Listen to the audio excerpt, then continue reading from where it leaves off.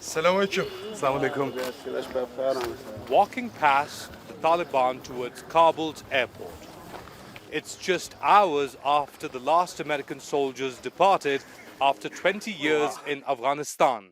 This is, of course, this side was restricted to us the last time, but now you can just walk in, see government vehicles standing there, some military vehicles standing here, busted.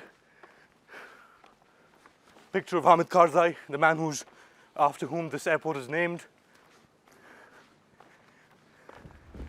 And I guess we're just going to walk onto the tarmac.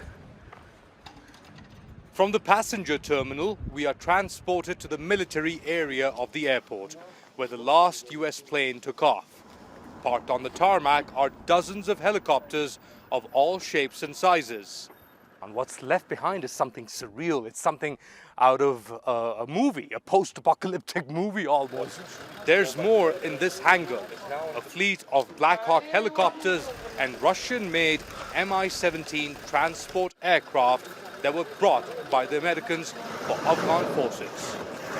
This is what remains of these American choppers. You had some other aircraft on the side as well. Completely gutted, completely destroyed.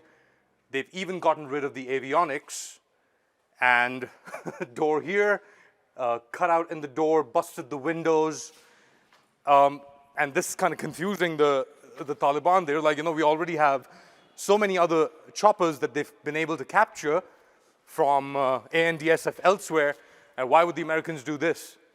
They've even taken the sensory avionics there, but they've left behind their maintenance records with the signatures. What was there, what was not, continues all the way till it doesn't. Right there. But yeah, you can look at it. Remarkable. 20 years of war, and these beasts in the air are no longer operable. The Taliban calls the sabotage a malicious act by an unforgiving occupier that cared more about securing equipment than Afghanistan's future. The last sentence that I heard from an American soldier, he was standing there, and he said, we were trying to leave the airport in a professional manner. So now the world sees how professional manner is that the American leave here. The US Defense Department had said it planned to destroy any weapons it left behind at the airport, but it also insists it left undamaged any equipment needed to return the airport to civilian operations. Farther down the runway, we approach another military plane.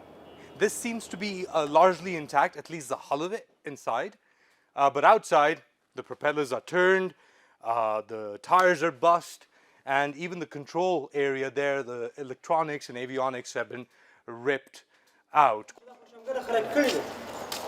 After 20 years of American occupation, the Taliban will need to quickly figure out what it needs to do to get things moving at the airport again. But it also needs to ensure it doesn't end up moving in circles instead of going forward. Ali Mustafa, TRT World, at Kabul Airport.